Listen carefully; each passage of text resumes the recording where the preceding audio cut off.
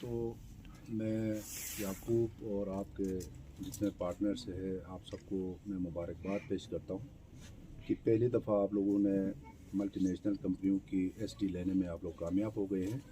Usually multi national کمپنیاں آسانی سے نہیں دیتی ہے،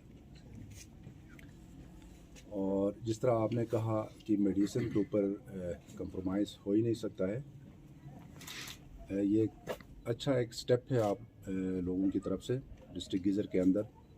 تو انشاءاللہ اس میں ہیلتھ ڈپارٹمنٹ کی طرف سے specially D H Q hospital کی طرف سے جو بھی تعاون آپ لوگوں کے لیے درکار ہوگی، اس کے لیے میں اپنی پوری ٹیم لے کے آپ لوگوں کے ساتھ ہوں، اور on behalf of D H O district گیزر ان کی طرف سے بھی میں آپ کو ایشور کرواتا ہوں کہ ڈی ایچ او صاحب جتنا بھی آپ کی ہیلپ کر سکتا ہے اس حوالے سے ہم کر لیں گے۔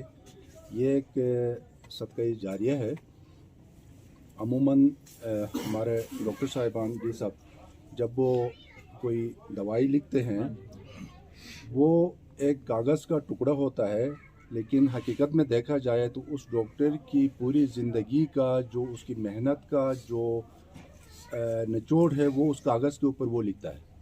اگر وہ کاغذ کا ٹکڑا اتنا ہی فضول ہوتا تو میرے خیال میں کسی کو ڈاکٹر بننا اور اس کو اسپیشلسٹ بننے کی ضرورت نہیں ہے۔ وہ اپنی ساری زندگی لگا کے اپنی سارا پیسہ لگا کے ایک کنسلٹنٹ بن کے جب آتا ہے، میری اسپیشلی کیمسٹ حضرات سے میری آپ لوگوں سے یہ گزارش ہوگی کہ میرے ڈاکٹرز جو بھی دوائی لکھتے ہیں کائنڈلی آپ اس کو چینج نہ کریں۔ دیکھیں وہ ڈاکٹر اس مریض کو دیکھتا ہے، ڈائگنوز کرتا ہے، پھر وہ سمجھتا ہے، یعنی اس کے دماغ کے کسی کونے میں وہ نالج اس کے اندر موجود ہوتی ہے، اس کو اتار کے وہ کاغذ پہ لکھ دیتا ہے۔ اب وہ سمجھتا ہے کہ اس بیماری کے لیے یہ دوائی ضروری ہے، اور اس میں بھی پھر آپ کو پتہ ہے ملٹی نیشنل کمپنیوں کی اپنی ایک اس کی ایفیکیسی ہوتی ہے۔ عموماً یہ ہوتا ہے کہ آپ لوگ ناراض مت ہو جائے، آپ بھی ہمارے سسٹم کا حصہ ہے جتنے کیمسٹ حضرات ہیں۔ جب ڈاکٹر کی پرسکرپشن ان کے پاس جاتی ہے تو ان کی پوری کوشش یہ ہوتی ہے کہ اس میں سے کس کمپنی میں میرے لیے زیادہ بچت ہے۔ آپ کائنڈلی اس وقت اپنا فائدہ نہ دیکھیں، اس پیشنٹ کو دیکھیں جس کے لیے ڈاکٹر نے وہ دوائی لکھی ہے۔ تو کوشش کر کے آپ ملٹی نیشنل کمپنیوں کو رکھیں، اس میں آل دو مارجن بہت کم ہے آپ لوگوں کے لیے، ہم بھی سمجھتے ہیں۔ آپ نٹ کی کوئی دوائی لا کے بیچیں گے تو اس میں تو آپ کو 50% مارجن مل جاتا ہے۔ کوشش یہ کر لے کہ وہ دوائی آپ کوئی ملٹی نیشنل کمپنی کی دے دے اس پیشنٹ کو۔ اس سے کیا ہوگا؟ اس سے یہ ہوگا کہ اس ڈاکٹر کی نیک نامی ہوگی۔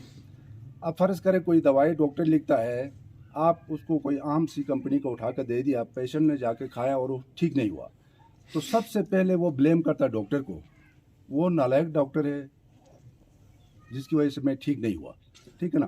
اب اس ڈاکٹر کی اس کے نالج کے اوپر بھی ایک سوال نشان ہے، ٹھیک ہے نا، اس کی کمپیٹنسی کے اوپر بھی ایک سوال نشان ہے۔